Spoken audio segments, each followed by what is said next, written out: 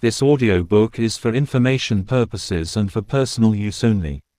The Gifts of Imperfection, by Brené Brown. Introduction. Boundaries and compassion. One of the greatest, and least discussed barriers to compassion practice, is the fear of setting boundaries and holding people accountable. I know it sounds strange, but I believe that understanding the connection between boundaries, accountability, acceptance, and compassion has made me a kinder person.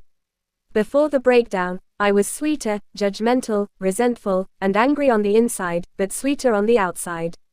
Today, I think I'm genuinely more compassionate, less judgmental and resentful, and way more serious about boundaries. I have no idea what this combination looks like on the outside, but it feels pretty powerful on the inside. Before this research, I knew a lot about each one of these concepts, but I didn't understand how they fit together. During the interviews, it blew my mind when I realized that many of the truly committed compassion practitioners were also the most boundary-conscious people in the study. Compassionate people, a boundaried people. I was stunned. Here's what I learned: the heart of compassion is really acceptance. The better we are at accepting ourselves and others, the more compassionate we become. Well, it's difficult to accept people when they are hurting us, or taking advantage of us, or walking all over us. This research has taught me that if we really want to practice compassion, we have to start by setting boundaries and holding people accountable for their behavior.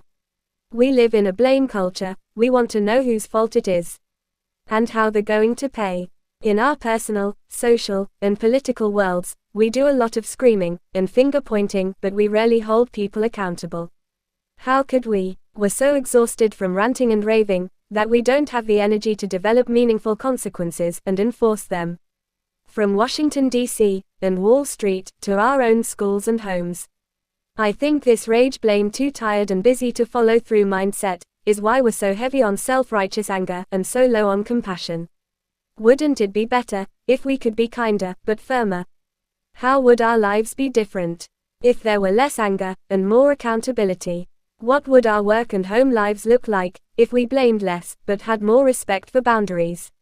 I was recently brought in to talk with a group of corporate leaders who were trying to manage a difficult reorganization in their company.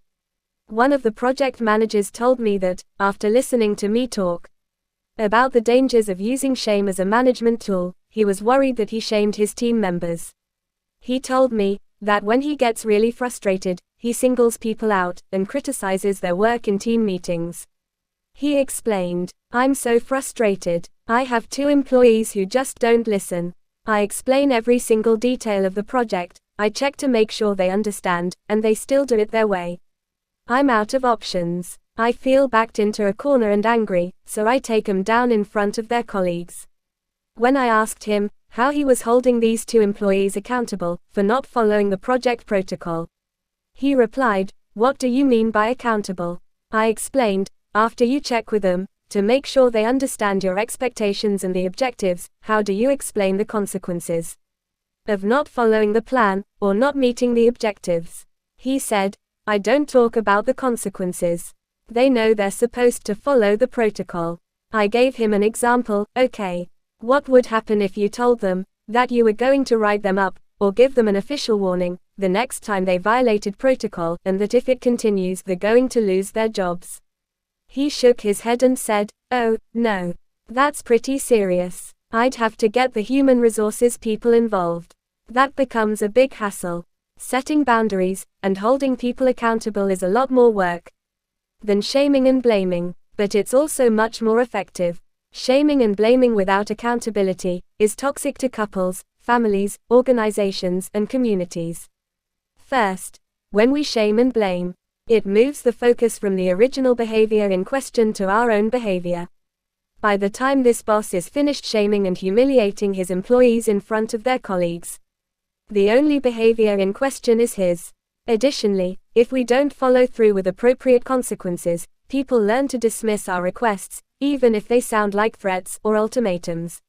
If we ask our kids to keep their clothes off the floor, and they know that the only consequence of not doing it is a few minutes of yelling, it's fair for them to believe that it's really not that important to us. It's hard for us to understand that we can be compassionate and accepting while we hold people accountable for their behaviors. We can, and, in fact, it's the best way to do it. We can confront someone about their behavior, or fire someone, or fail a student, or discipline a child without berating them or putting them down. The key is to separate people from their behaviors, to address what they're doing, not who they are. I'll talk more about this in the next chapter. It's also important that we can lean into the discomfort that comes with straddling compassion and boundaries. We have to stay away from convincing ourselves that we hate someone, or that they deserve to feel bad, so that we can feel better about holding them accountable. That's where we get into trouble. When we talk ourselves into disliking someone, so we're more comfortable holding them accountable, we're priming ourselves for the shame and blame game. When we fail to set boundaries and hold people accountable, we feel used and mistreated. This is why we sometimes attack who they are, which is far more hurtful than addressing a behavior or a choice. For our own sake, we need to understand that it's dangerous to our relationships and our well-being to get mired in shame and blame, or to be full of self-righteous anger. It's also impossible to practice compassion from a place of resentment.